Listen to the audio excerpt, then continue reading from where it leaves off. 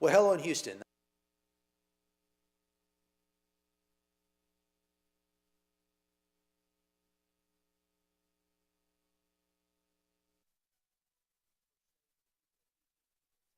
I really appreciate the great courage that they exhibited during the last round of storms that took place this year.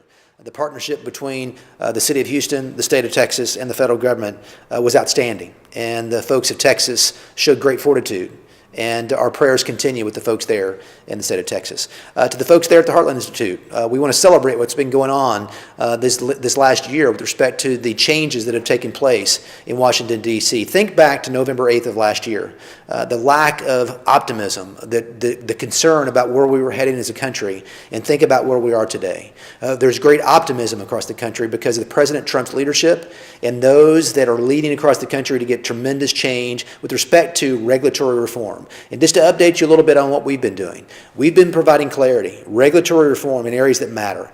We've withdrawn the Clean Power Plan, and we're providing certainty and clarity there. We've withdrawn the Waters of the United States rule, that very terrible rule that created uncertainty across the marketplace, puddles and dry creek beds all across this country being determined a water of the United States exceeding the power of Washington, D.C. And that's fundamentally what I'd like to emphasize to you, is that Washington has become way too consequential in the lives of Americans across the country. And the president was elected to change that. And we've been changing that here at the EPA. So regulatory reform is happening, but beyond that, we're changing attitudes here. The attitude before we arrived said that you can't be about growth and jobs and also being a good steward of the environment. That's inaccurate. That's a false narrative. We've reduced those pollutants we regulate under the Clean Air Act by over 65% since 1980, and we've grown our GDP. So this country's always been about jobs and growth and environmental stewardship. And so we're changing the attitude, we're engaging in regulatory reform, and we're making sure that we get accountability across the country with respect to how we do business at this agency.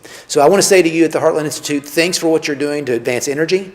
Thank you for what you're doing to advance natural resources. We've been blessed immensely as a country. To whom much is given, much is required. And when you have tremendous natural resources, from coal to natural gas to oil, to generate electricity in a very cost-effective way, we should celebrate that and be good stewards. And that's something we ought to embrace. And so we're getting back to the basics here at the agency. We're doing our job the right way. We're approaching it with a new attitude and a freshness of attitude. And there's great optimism across the country. And I pray you feel that in Houston, Texas. Godspeed in what you're doing. And thank you for what you're doing to advance energy independence and dominance in this country.